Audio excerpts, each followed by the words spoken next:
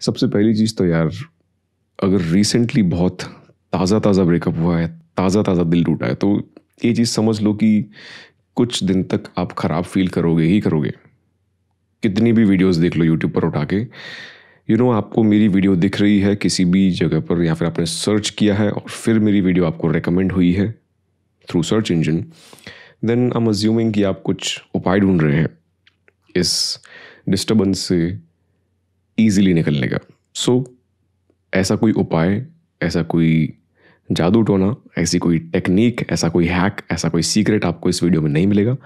दुनिया की किसी भी वीडियो में आपको नहीं मिलेगा, ये मैं दावे के साथ कह सकता हूँ। ठीक है, मैं सिर्फ और सिर्फ आपको ये एक चीज़ रियलिटी बता सकता हूँ कि यार, जब आपका रिलेशनशिप चल रहा था अच्छा खासा, तो उस दौरान भी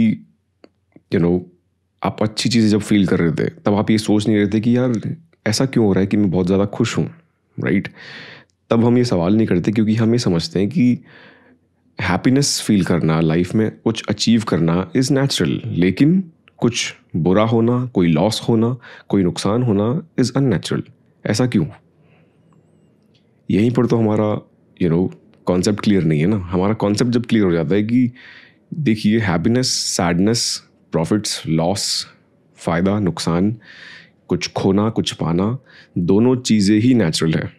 ठीक है, सिर्फ एक जो पॉजिटिव चीज़ आपको लगती है, जो आपके हित में लगती है, आपके फ़ायदे में लगती है, आप उसी चीज़ को सिर्फ नेचुरल मानते हो। इसीलिए जब कोई नुकसान होता है आपका, तब आप ये कहते हो कि ये नहीं होना चाहिए था।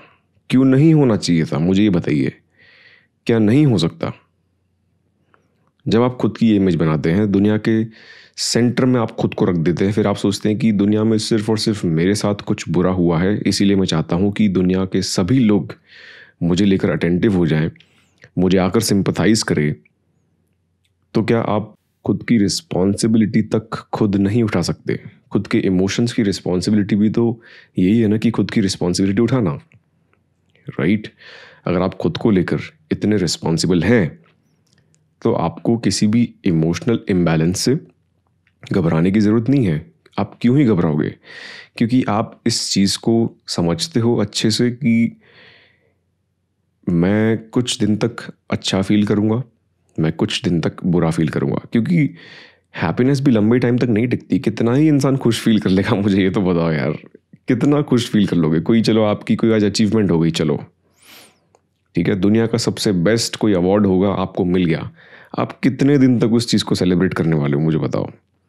सो ये बहुत ही ऑब्वियस है ना कि किसी एक चीज़ में आपका कोई लॉस हुआ, कोई रिलेशनशिप टूटा, किसी भी प्रकार का लॉस उठा लेते हैं हम, चलो ब्रेकअप को छोड़ दो, कोई भी लॉस आपका होता है, आप कितने दिन तक उस चीज़ को लेकर रो सकते हो, मुझे बताओ।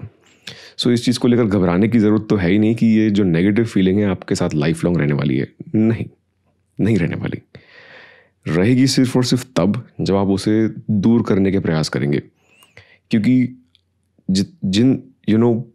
जितने दिन तक आप ये एफर्ट्स करते रहते हैं कि मैं इस नेगेटिव फीलिंग को किसी भी तरीके से निकालूं मेरी ज़िंदगी में से, जितने दिन तक आप ये एफर्ट करते रहेंगे इस फीलिंग को भगाने का, इस फीलिंग को हटाने का, उतने ही दिन तक आपका पूरा का पूरा फोकस सिर्फ और सिर्फ इस नेगेटिव फीलिंग में रहेगा।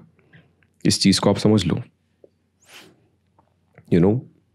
जो भी चीज़ पर आप फोकस करते हैं वही चीज़ आप फील करते हैं, राइट? अगर आप ये फील करेंगे कि, जैसे समझ लेते हैं कि कोई एक तरह की डिश कुछ लोगों को पसंद आती है, कुछ लोगों को नहीं पसंद आती, क्योंकि उनके टेस्ट बड्स, उनके सेंसेस, उनकी चॉइसेस, उनकी लाइकेबिलिटी से अलाइंड हैं, राइट? उनके सेंसेस उनकी लाइकेबिलिटी से अलाइंड हैं। सो हर एक की लाइकेबिलिटी और डिसलाइक्स डिफरेंट है, राइट? और कुछ लोग नेचुरल हो चुके हैं कि यार ठीक है यार, मुझे सिर्फ मेरे मैक्रोस चाहिए, मुझे बस कुछ खाना चाहिए ताकि मेरा पेट भर जाए और मैं काम कर सकूं।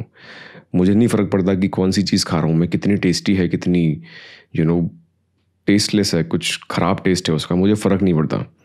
बस चुपचाप मुझे दिन का 2-3 टाइम का खाना दो ताकि मैं काम पे फोकस कर सकूं। I am assuming you understand the difference, right?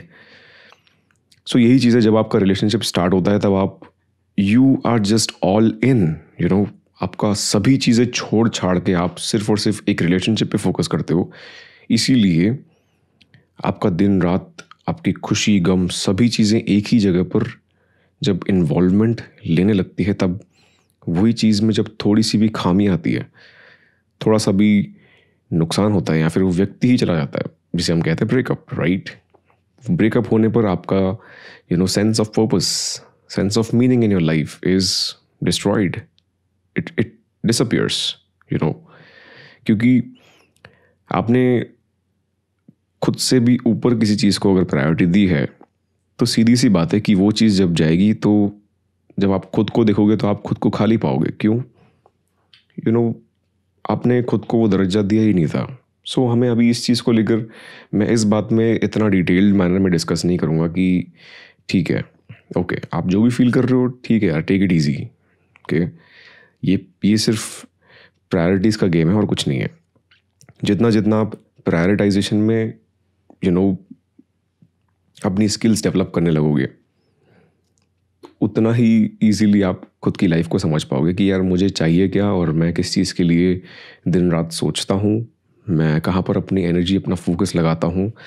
वो उतना उतना सिंप्लीफाई होता जाएगा, क्योंकि जब आप एक रिलेशनशिप में थे तब आपकी प्रायोरिटीज़ डिसाइडेड नहीं थी।